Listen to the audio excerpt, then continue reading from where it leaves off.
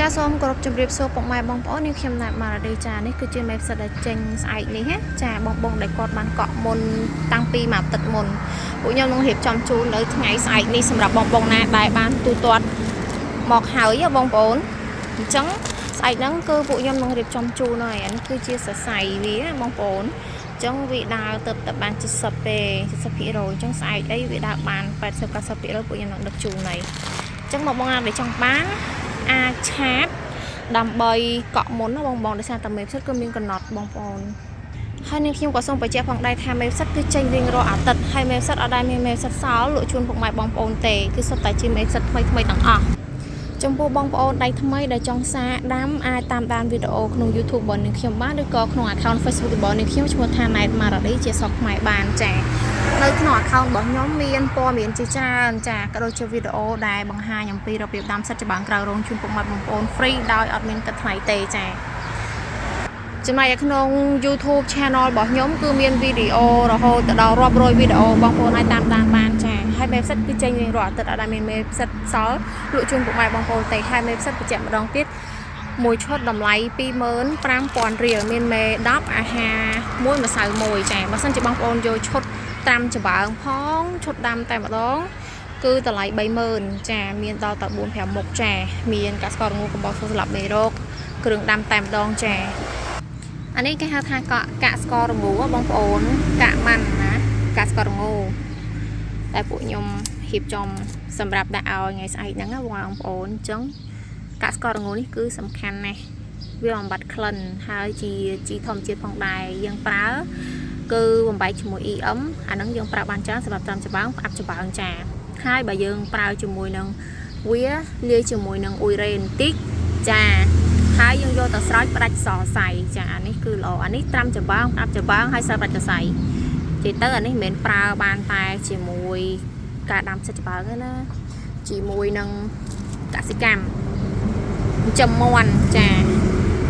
បានទាំងអស់ចិញ្ចឹមសត្វអីចឹងបានទាំងអស់ចាបងប្អូនណាវីដេអូមុនខ្ញុំបាននិយាយអំពីការបំបែកទឹក GEM ឬក៏ Juliency ជាមួយកាក់ស្ករងូរួចហើយបងប្អូនអាចទៅមើលវីដេអូនឹងបានណាអានេះគឺចំណុះវា1លីត្រហើយយើងលាយជាមួយទឹក100លីត្រចាអានេះត្រាំច្បើងចាអញ្ចឹងគ្រឿងត្រាំច្បើងមាន4មុខមានទឹក EM នេះមានកាក់ស្ករងូមានកាបោសស្លាប់មេរោគនិង G អ៊ុយរ៉េចាមេផ្សិតទៅធ្វើត្បិតតែចេញរាល់អាទិត្យមែនប៉ុន្តែសូមបងប្អូនធ្វើការកំងមុនចាដើម្បីយើងបានទិញតន់អញ្ចឹងណាបងប្អូនព្រោះថាមេផ្សិតវាមានកំណត់ចាវាមានច្រើនទេហើយបងប្អូនដែលគាត់ចង់បានគឺច្រើនទាំងដៃថ្មីដៃចាស់ចាទាំងអ្នកដាំក្រៅរោងទាំងអ្នកដាំក្នុងរោងចាមេផ្សិតនេះគឺជាប្រភេទមេផ្សិតពូជខ្មែរចាដាំបានជាមួយវត្ថុធាតុដើមគ្រប់ប្រភេទចាមកថាកាផ្លោកដើមចេកស្រស់កាក់ឈូកចាចំបើងចាកញ្ច្រាំងចាធាងចេកងាប់ចាបានទាំងអស់ចាស្បែកប្រេងដូងកាក់ដលងគឺយើងដាំបានទាំងអស់ចាគឺអត់រើសទេហើយវា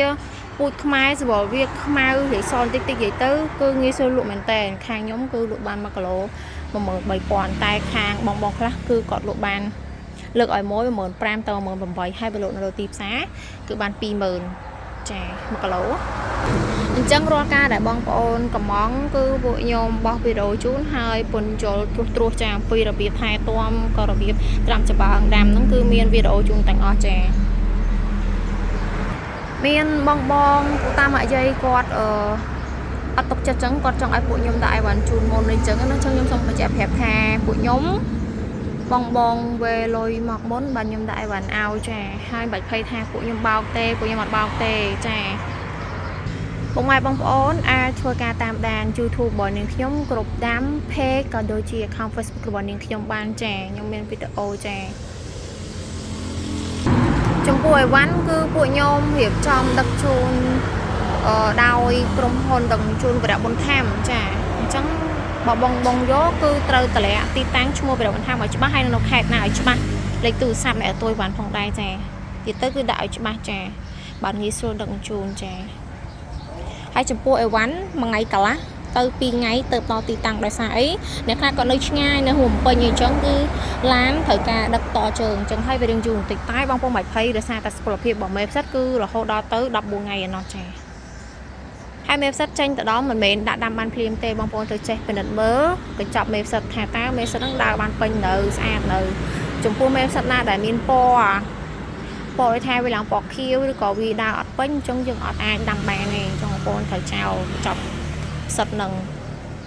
ជើងក្រោយពួកខ្ញុំនឹងដូរជូនអញ្ចឹងការទុកដាក់មេផ្សិតគឺសំខាន់ណាស់គឺត្រូវបញ្ឈរវាកុំឲ្យត្រូវក្តៅកុំឲ្យត្រូវទឹកភ្លៀងចាយើងត្រូវតែចេះទុកដាក់មេផ្សិតរបស់យើងកន្លែងមកលុបទៀតចាហើយពេលដែលវាដើរសរសៃសស្អាតហើយទៅយើងអាចដាក់ដាំបានចាហើយបងប្អូនត្រូវតែឆាតសួរឬក៏តាមដាន YouTube របស់នាងខ្ញុំបានចាឆាតសួរក្នុង account Facebook បងខ្ញុំឈ្មោះពូតុងឬក៏ Net Maradi ចាពួកខ្ញុំនឹងតបជូនហើយបើសិនជាតបយឺតសូមបងប្អូនកុំប្រកាន់ណា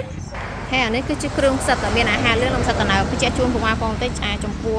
ម្សៅតណៅមិនមែនម្សៅតណៅតែគេដាំមិនមែនម្សៅតណៅតែគេលក់នៅទីផ្សារម្សៅតណៅសម្រាប់ធ្វើនំធ្វើផ្អែមហ្នឹងអត់ទេម្សៅតណៅមានប្រភេទរបស់វាចាសម្រាប់ដាំផ្សិតអាហារលឿងក៏ដូចគ្នាដែរណាពុកម៉ែបងប្អូនមិនមែនចេះតែទិញតាមផ្សារទេហើយកបៅសក៏ដូចគ្នាមិនមែនកបៅសបៀកស៊ីម៉ងមិនមែនកបៅសដែលយាយទិញយកទៅហុំលូទេគឺប្រភេទកំបៅសដែលគេផលិតមកសម្រាប់ធ្វើផ្សិតចំបើងចាសម្រាប់ត្រាំហ្នឹងនេះគឺជាប្រភេទកបៅសហ្នឹងណាបងប្អូនបែបនេះគេថាពូនហយផក់ហេតមានន័យថាកបៅសហ្នឹងសម្រាប់អីសម្រាប់ដាំផ្សិតចាភាពរបស់វាចាចំណុះ1គីឡូចា